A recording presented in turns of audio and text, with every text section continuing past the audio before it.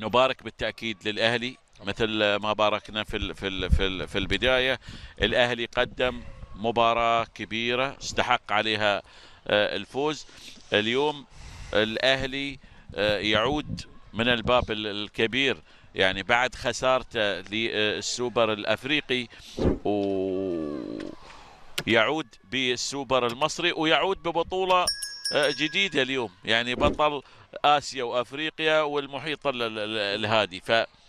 يعني بطولة جديدة بالنسبة للنادي الأهلي، اللي يتميز في مثل هذه الأحداث الكبيرة، وتظهر شخصيته في مثل هذه الأحداث الكبيرة. في ختام هذا التغطية كلمة تقولها كابتن خالد؟ طبعا هو مقبل على بطولة كبيرة جدا، بطولة انتر كونتيننتال هتتلعب في الدوحة من 11 ل 18 ديسمبر. النهارده هيلعب اتلتيكو مينيرو مع ريفر بليت. المباراة الأولى انتهت لاتلتيكو مينيرو 3-0، هتلعب في الأرجنتين في الفجرية.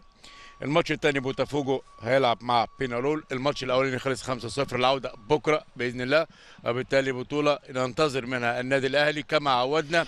هي بطوله للوصول للفاينل، لان الاهلي لعب بطولات كاس عالم كتير جدا ما وصلش للفاينل، ولكن هي وجهه نظري امر مهم جدا وفرصه ان فرصه كبيره جدا. ده الجزء الثاني ان ما يحققه النادي الاهلي طوال تاريخه يؤكد ان هو اعظم قلعه في مصر.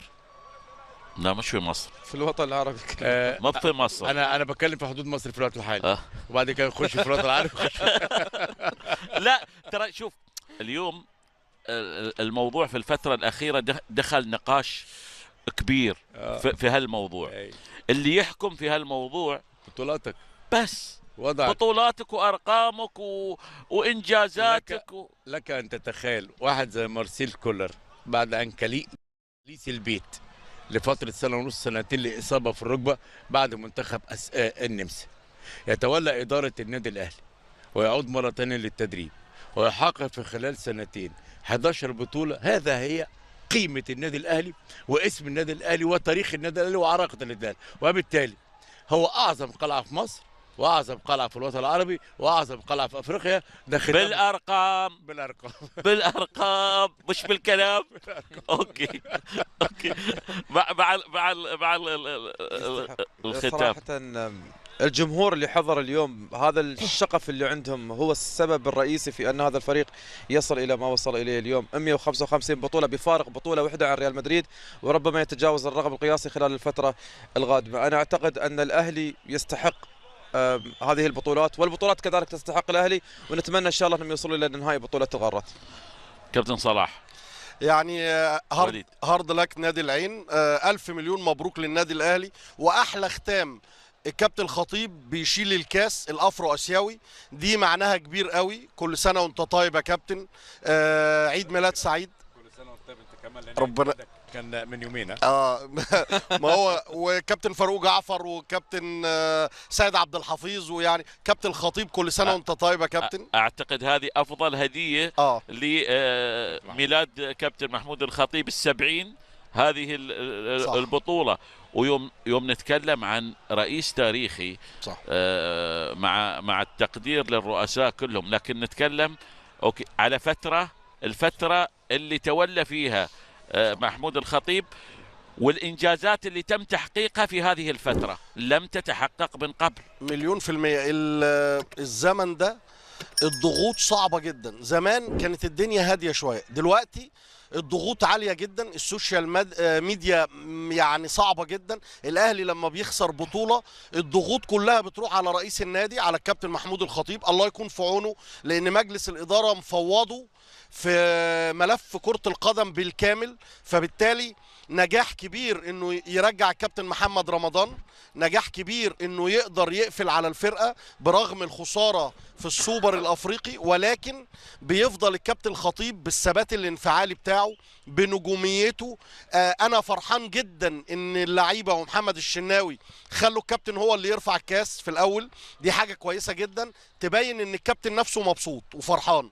وطبعا يعني تحيه المهندس هاني ابو ريده انه موجود، تحيه الاستاذ جمال علام انه موجود، دكتور اشرف صبحي وزير الشباب والرياضه. يعني يوم حلو قوي ويوم جميل جدا. سعدنا وتشرفنا بوجود كل مسؤولي العين وكل الجماهير العينويه، بشكرهم على الحضور، شكرا على ثقافه الجمهور وحسه الجميل.